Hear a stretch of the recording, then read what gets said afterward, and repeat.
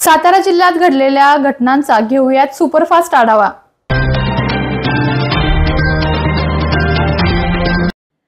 कराड शहरातील एका सिग्नलवर चालक चालवत असलेल्या इलेक्ट्रिक बाईकने अचानक पेट घेतला। कराड शहरातील कृष्णा नाका येथे असलेल्या सिग्नलवर ही घटना घडली असून बाईक पेटल्यानंतर लोकांची मोठी तारांबळ उडाली।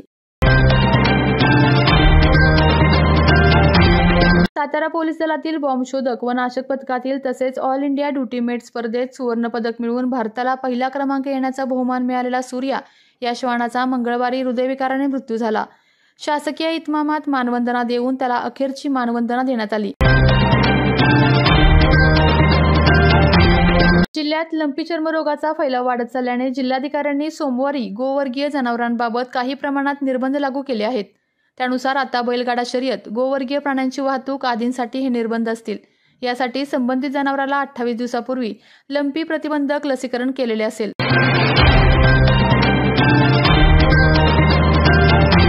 राज्य गुणवंत कामगार असोसिएशन महाराष्ट्र आणि जागृत नागरिक सेवा संस्था महाराष्ट्र यांच्या वतीने कोल्हापूर येथे माजी मंत्री सतेज उर्फ बंटी पाटील यांच्या हस्ते सातारा जिल्ह्यातील ख्यातनाम पत्रकार अमर बाळासाहेब मोकाशी यांना राज्यस्तरीय विश्वकर्मा आदर्श पत्रकार पुरस्कार प्रदान करून सन्मानित करण्यात आले आहे।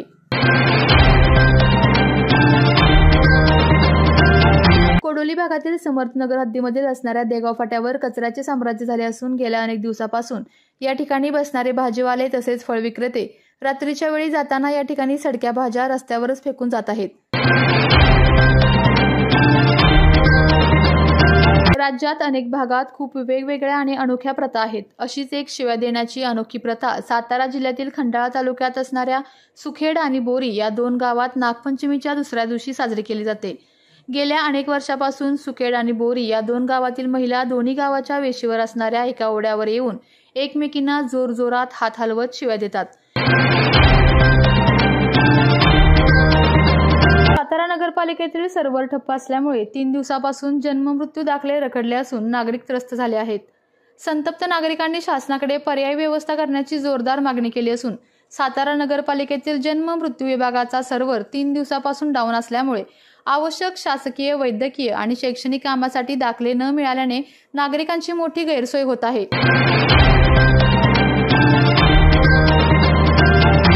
साताऱ्याच्या मान तालुक्यातील दहिवडी नगरपंचायत दहिवडी यांच्या वतीने राज्याचे ग्रामविकास व पंचायत राज मंत्री जयकुमार गोरे यांच्या सौभाग्यवती भाजपा कार्यकारिणी सदस्या सोनिया गोरे यांच्या प्रमुख उपस्थितीत व दहिवडी नगरपंचायतीच्या नगराध्यक्ष नीलम अतुल जाधव यांच्या अध्यक्षतेखाली नागपंचमीनिमित्त महिला मेळावा व Chandrakant Kokate fame home minister कार्यक्रमाचे आयोजन दहिवडीतील जुना शिंगणापूर रोड दत्त मंदिराजवळ मानगंगा नदीपात्रात करण्यात आले होते।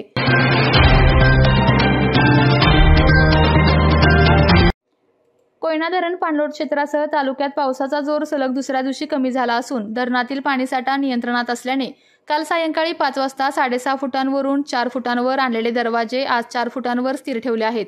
6 वक्र दरवाजातून प्रतिसेकंद 19,724 क्युसेक, पायथा वीजगृहातून 2100 क्युसेक असा एकूण 21,824 क्युसेक पाण्याचा विसर्ग कोयना नदीपात्रात विसर्ग करण्यात येत आहे।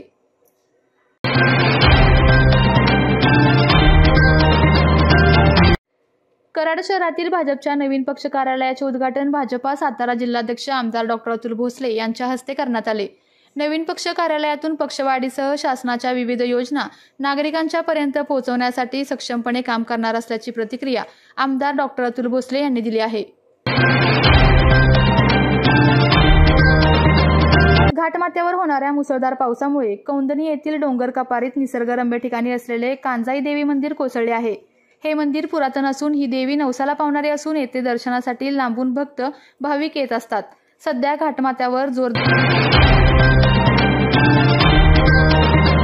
साताऱ्याच्या मान तालुक्यातील दहिवडी नगरपंचायतीच्या उपनगराध्यक्षपदी राज्याचे ग्रामविकास मंत्री जयकुमार गोरे व सातारा जिल्हा बँकेचे संचालक शेखरभाऊ गोरे यांच्या भगिनी असलेल्या सुरेखा पकाले यांची उपनगराध्यक्षपदी बिनविरोध निवड करण्यात आली।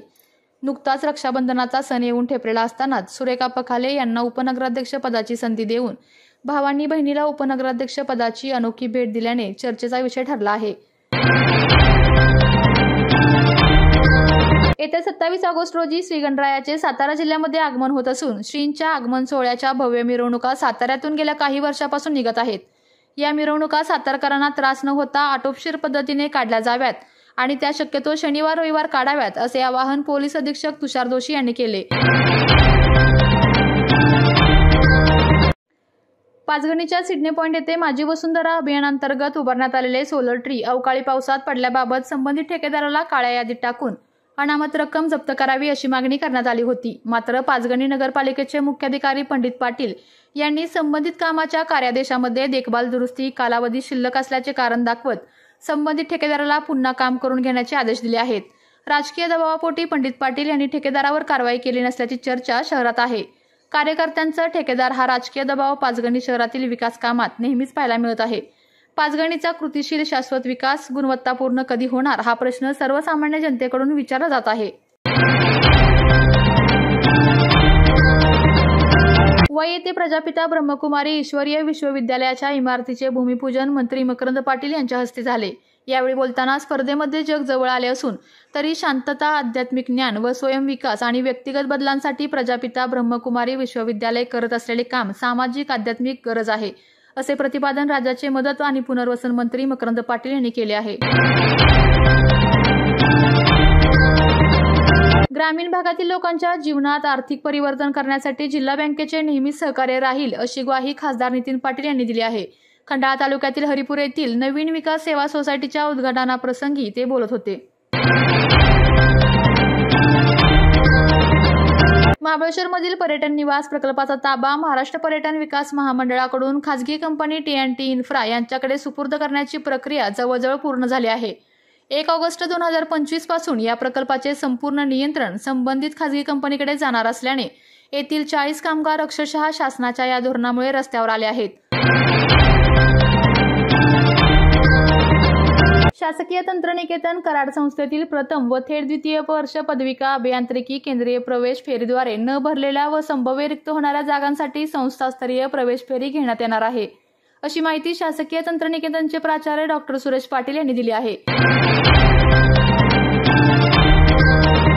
पावसाचे प्रमाण कमी झाल्याने पावसाचा येवा कमी झाला असून त्यामुळे कन्नड धरणातून सांडव्यावरील पाणी विसर्ग आज 30/7/2025 रोजी दुपारी 1 वाजता बंद करण्यात आला आहे। वरील विसर्गात पाणलोट क्षेत्रात होणाऱ्या पावसामुळे वाढ किंवा घट होऊ शकते। साताऱ्यातील जिल्हा रुग्णालयात कावीळ आजाराविषयी जनजागृती कार्यक्रम व रॅलीचे आयोजन करण्यात आले आहे।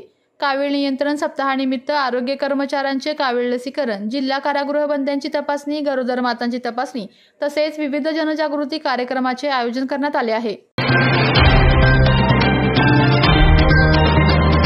फलटण तालुक्यातील प्रत्येक गावामध्ये सामाजिक दायित्वाच्या भावनेतून अंगणवाडीच्या बालकांच्या सकस व पौष्टिक आहार देण्यासाठी ग्रामस्थ स्वतःहून पुढे येत आहेत। त्यांच्या दायित्वातून बालकांना सकस व पौष्टिक आहार मिळत असून या उपक्रमाचा शुभारंभ फलटणच्या बालविकास प्रकल्प अधिकारी प्रियंका गवळी यांच्या मार्गदर्शनाखाली विठ्ठलबाबा नगर धुळदेव येथे करण्यात आला आहे। साताऱ्याच्या मान तालुक्यातील बिजवडी ग्रामपंचायतीच्या उपसरपंचपदी ॲडव्होकेट ऋषिकांत चंद्रकांत भोसले यांची सर्वानुमते बिनविरोध निवड करण्यात आली। कराड तालुक्यातील वराडे गावच्या हद्दीतील हायवेवरील हॉटेल श्रावणी येथे बुधवारी पहाटे भीषण लुटीची घटना घडली। कोल्हापूरहून मुंबईकडे जाणाऱ्या एसटी बसमधून प्रवास करणाऱ्या प्रवाशाची 35,000ची रोख रक्कम व सुमारे 80 ते 90 लाख रुपयाचे सोन्याचे दागिने असणारी बॅग 4 चोरट्यांनी लुटून नेली। पाचवड येथील स्वरगंधार शेणाई ग्रुपचे वादक श्री केदार हरिभाऊ जाधव यांची थायलंडमधील फुकेट येथे वसवण्यात आलेल्या लॉर्ड श्रीमंत गणपती बाप्पा देवालयात सनई चौघडा वादन सेवेकरिता निवड झाली आहे। ही सेवा आषाढी एकादशीपासून ते गणेशोत्सवापर्यंत दररोज सकाळी, दुपारी आणि सायंकाळी दिली जात आहे। महात्मा फुले कृषी विद्यापीठ संलग्न फलटण एज्युकेशन सोसायटीचे कृषी महाविद्यालय फलटण येथील अंतिम वर्षाच्या विद्यार्थ्यांकडून ग्रामीण कृषी कार्यानुभव कार्यक्रम 2025 अंतर्गत फळांचा जाम बनवणे या विषयावर प्रात्यक्षिक सादर करण्यात आले। या होत्या आज दिवसभरात घडलेल्या घडामोडी। अशाच घडामोडी जाणून घेण्यासाठी पाहत रहा सातारा न्यूज।